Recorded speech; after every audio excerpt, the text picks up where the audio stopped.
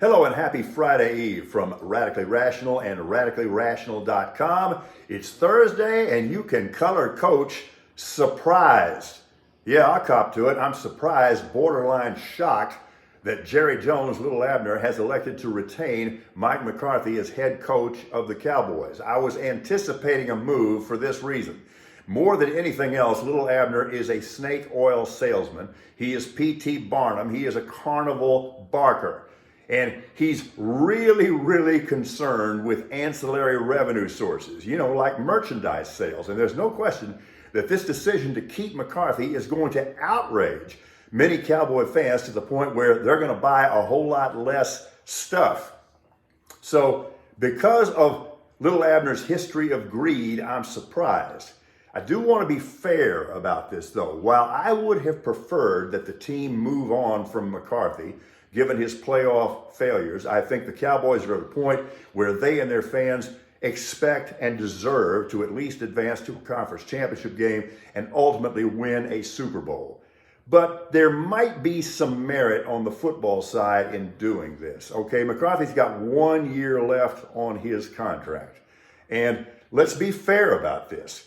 He assumed the offensive play calling duties this year, and there was a big improvement. Now, obviously, you didn't see it in that blowout loss to the Packers, but there was. So there is a case to be made for continuity. Dak Prescott really laid an egg in that game against the Packers, but if you look at his season holistically, there was a great elevation in his play. Think of the offseason he was having last year.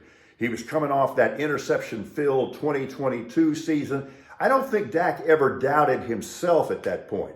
Okay, he challenged himself and he came through this year in the regular season. This would be my concern. In the wake of that loss to the Packers, for the first time, I think Dak Prescott may really be doubting himself, and some of his post-game comments kind of reflected that implication. Now, the big decision here is what the Cowboys are going to do with Dak. He's got 1 year remaining on his contract. He has a no-trade clause, and if you get rid of him, it costs you $54 million against the cap. And then what do you replace him with? There's no guarantee that you're going to get some elevation at the position. So I get that. Defensively, there's going to be a change. What Dan Quinn is interviewing with at least 5 teams, that means that he wants a job. He's going to get offered a job. He's out of here.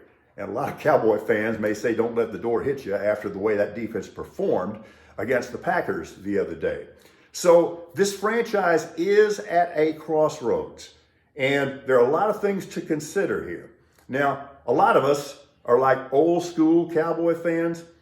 Okay, let's remember that even the sainted Tom Landry was extended additional opportunities by then owner Clint Murchison Jr.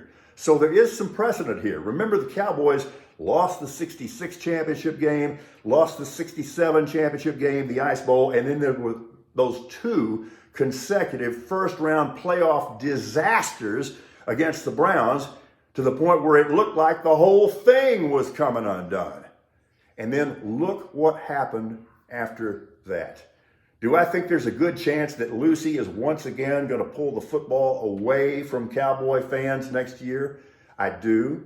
My confidence level in the Cowboys under Mike McCarthy is not great, but I can understand from a football standpoint why Little Abner would want to let this play out. Enormous pressure on McCarthy now, enormous pressure on Dak Prescott right now, and that whole franchise is, as I said, at a crossroads. I will remind you that the Cowboys under Tom Landry were in a similar situation, and that one worked out. Let's hope for the best. Have a great Thursday. We are Radically Rational.